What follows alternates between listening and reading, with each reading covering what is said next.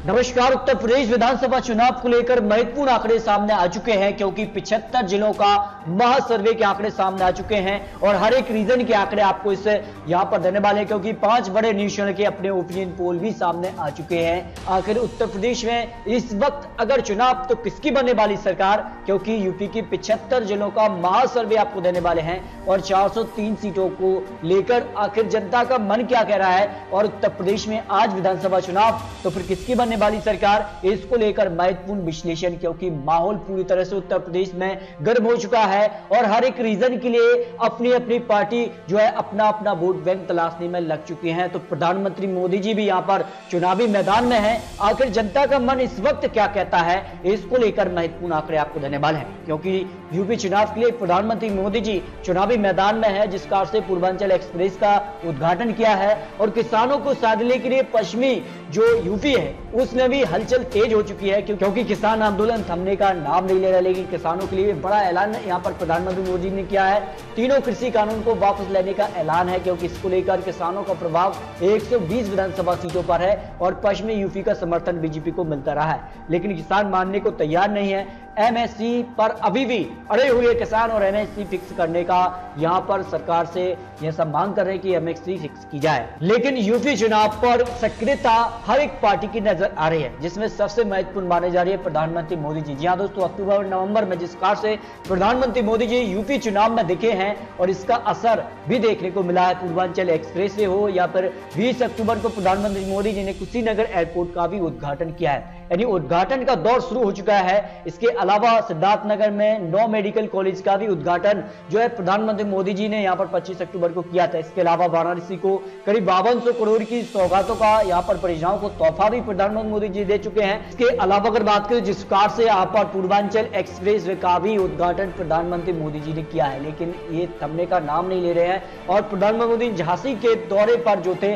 उसमें भी करीब यहां पर झांसी को 8 परियोजनाओं की सौगात दी है। इसके अलावा प्रधानमंत्री मोदी जी जो है जेवर एयरपोर्ट शिलान्यास भी यहां पर जो है काफी कुछ हलचल उत्तर प्रदेश विधानसभा चुनाव में तेज है। लेकिन 2022 में 22 सेकेंड आखिर अखिलेश यादव का इस बार का प्लान क्या है। अखिलेश यादव जो दावा करें कि इस बार वो छोटे दलों के साथ गठबंधन करने वाले हैं और कई छोटे दलों के साथ उनका गठबंधन भी हुआ है, तो क्या छोटे दलों के साथ 2022 में अपनी सरकार बनाएंगे या नहीं, इसको लेकर बड़े बड़े न्यूज चैनल के ओपिनियन पोल के आंकड़े क्या कहते हैं, क्योंकि 403 सीटों पर महापोल के आंकड़े आपको देने वाले हैं। तो बात करते हैं रीजन वाइज आंकड़े और अंत में आपको यहां पर जो है आंकड़े देने वाले हैं। और यहां पर बात करते हैं अवध के लिए तो 101 विधानसभा सीटें आती हैं। 101 विधानसभा सीटों पर टाइम्स नाउ के हिसाब से जो है 42% वोट शेयर बीजेपी को, तो 30% vote share Samajwadi party, BSP के पक्ष में 12% वोट शेयर, कांग्रेस को 9% और अदर के लिए 4% वोट शेयर जाने की संभावना अवध के लिए लगाई जा रही है। और इसमें अगर बात करें तो अब सीटों की बात कर लेते हैं। 69 से 72 सीटें बीजेपी को 101 विधानसभा सीटों में से जाने का अनुमान यहां पर लगाया जा रहा है, जबकि 2017 में 84 विधानसभा सीटें बीजेपी के पक्ष में गई थी। यानी बीजेपी को चुनाव में नुकसान दिखाई दे रहा है और इसको कहीं ना कहीं जो मार्जिन बीजेपी का कम हो रहा है, इसको कम करने के लिए बीजेपी की तरफ से बड़े बड़े दिग्गज नेता भी चुनावी मैदान में उतर चुके हैं। जबकि समाजवादी पार्टी को 23 से 26 सीटें, लेकिन 2017 में केवल 6 सीटें, यानी ज्यादा फायदा यहां पर समाजवादी पार्टी को होता नजर आ रहा है जो आंकड़े हैं। जबकि बीएसपी को 7 से 10, कांग्रेस को 0 से 1 और अन्य खाते में तो एक भी सीट जाती नजर नहीं आ रही है। जबकि पश्चिमी जो उत्तर प्रदेश है, पश्चिमी यूपी के लिए आती है, उसके आंकड़े क्या कहते हैं। इस हिसाब से बीजेपी को 40 से 42 सीटें जाने का अनुमान लगाया जा रहा है, जबकि समाजवादी पार्टी को 21 से 24 सीटें, बीएसपी को 2 से 3 सीटें, कांग्रेस को 1 से 2 सीटें ही जाने का अनुमान पश्चिमी यूपी में लगाया जा रहा है। जबकि यहां पर दोआब के लिए तो दोआब में जिस कार का वोट शेयर दिखाई दे रहा है 71 सीटों के लिए बीजेपी को 37 से 40 सीटें, समाजवादी पार्टी 26 से 28 सीट वोट शेयर के हिसाब से सीटों को कन्वर्ट किया जाए दोआब में तो बीजेपी को करीब 37 से 40 सीटें 71 सीटों में से, जबकि समाजवादी पार्टी को 26 से 28 सीटें, बीएसपी को 4 से 6 सीट ही दिखाई दे रही हैं। यानी कहा जाए तो कहीं ना कहीं हर एक रीजन में बीजेपी को नुकसान हो रहा है, लेकिन फायदा किसे हो रहा है, समाजवादी पार्टी को इसका फायदा होता नजर आ रहा है। बुंदेलखंड की 19 सीटों के लिए तो 19 सीटों का क्या है गणित, यहाँ पर देख सकते हैं कि 15 से 17 विधानसभा सीटें बीजेपी के पक्ष में जा सकती हैं, जबकि 2017 में सभी 19 सीटों पर बीजेपी ने यहाँ पर जीत दर्ज की थी। समाजवादी पार्टी को ज्यादा फायदा नहीं है, लेकिन बीएसपी को 2 से 5 विधानसभा सीटें इस क्षेत्र में मिलने का अनुमान यहाँ पर लगाया जा रहा है, जबकि कांग्रेस को भी यहाँ पर 1 से 2 विधानसभा सीटें मिलने का अनुमान यहाँ पर लगाया जा रहा है। अब बात करते हैं पूर्वांचल की 67 सीटों के लिए चुनावी गणित क्या है, और 67 सीटों में से 47 से 50 विधानसभा सीटें बीजेपी को, 2017 में 58 विधानसभा सीटें यहां पर बीजेपी ने जीती थी, जबकि समाजवादी पार्टी को यहां पर 31 से 35 विधानसभा सीटें मिलने का अनुमान यहां पर लगाया जा रहा है। बीएसपी करीब 11 विधानसभा सीटें यहां पर मिलने का अनुमान लगाया जा रहा है। यानी पूर्वांचल काफी महत्वपूर्ण हो जाता है, और पूर्वांचल में जिस प्रकार से समाजवादी पार्टी और बीजेपी में आमने सामने की टक्कर दिखाई दे रही है, क्योंकि 2017 में केवल 3 सीट ही समाजवादी पार्टी ने यहां पर निकाली थी, लेकिन सर्वे कह रहा है कि 31 से 35 विधानसभा सीटें यानी करीब 30 से 32 विधानसभा सीटों का सीधे तौर पर फायदा समाजवादी पार्टी को पूर्वांचल में होता नजर आ रहा है। जबकि रोहिलखंड की अगर बात की तो 53 सीटों का चुनावी गणित क्या है, 31 से 33 विधानसभा सीटें बीजेपी के लिए, 39 विधानसभा सीटें 2017 में हासिल की थी, लेकिन समाजवादी पार्टी को एक भी सीट इस क्षेत्र में नहीं मिली थी। लेकिन सर्वे कह रहा है कि 18 से 21 विधानसभा सीटें समाजवादी पार्टी को मिलने का अनुमान लगाया जा रहा है 2017 में, लेकिन सर्वे में कह रहा है कि 2 से 3 ही विधानसभा सीटें बीएसपी को जाने का अनुमान यहां पर लगाया जा रहा है। लेकिन उत्तर प्रदेश की सभी 403 सीटों पर आंकड़ों पर गौर करें तो काफी हलचल तेज दिखाई दे रही है। 2017 के मुकाबले बीजेपी को बड़ा नुकसान चुनाव में हो सकता है, जो आंकड़े निकल कर आए हैं, और बीजेपी ने दावा किया है कि 350 वो जाने वाले हैं, लेकिन फिलहाल सर्वे के आंकड़े बीजेपी को 239 से 245 विधानसभा सीटों पर आंकड़े दिखा रहे हैं। इसके अलावा भी और बड़े निरीक्षण की ओपिनियन पोल आपको देने वाले हैं। इसके अलावा समाजवादी पार्टी को 119 से 125 विधानसभा सीटें, बीएसपी को 28 से 32 सीटें, कांग्रेस को 5 से 8 और अन्य के खाते में 0 से 1 सीट जाने की उम्मीद दिखाई दे रही है। यानी 47 से समाजवादी पार्टी करीब 119 से 125 विधानसभा सीटों पर पहुंच रही है।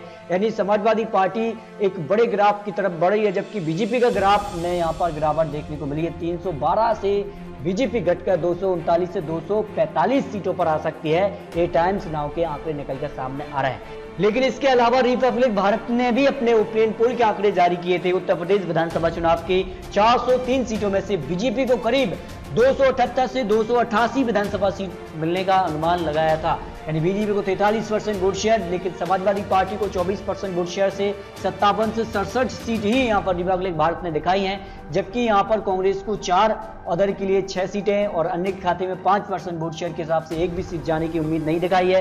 यानी बीएसपी को करीब 22 से 32 सीटें मिलने का अनुमान यहां पर रिपब्लिक भारत ने लगाया है। जबकि उत्तर प्रदेश चुनाव को लेकर एबीपी न्यूज और सी वोटर ने भी अपने आंकड़े जारी किए हैं। 403 सीटों के सर्वे में अगर बात करें तो बीजेपी को बड़ा नुकसान होता नजर आया है। जहां दोस्तों सितंबर, अक्टूबर और नवंबर के सर्वे जारी हुए हैं, इसमें अगर बात करें सितंबर सर्वे के हिसाब से 259 से 267 सीटों पर बीजेपी थी, लेकिन ये नवंबर तक आते आते 213 से 221 सीटों पर ही बीजेपी रह गई है।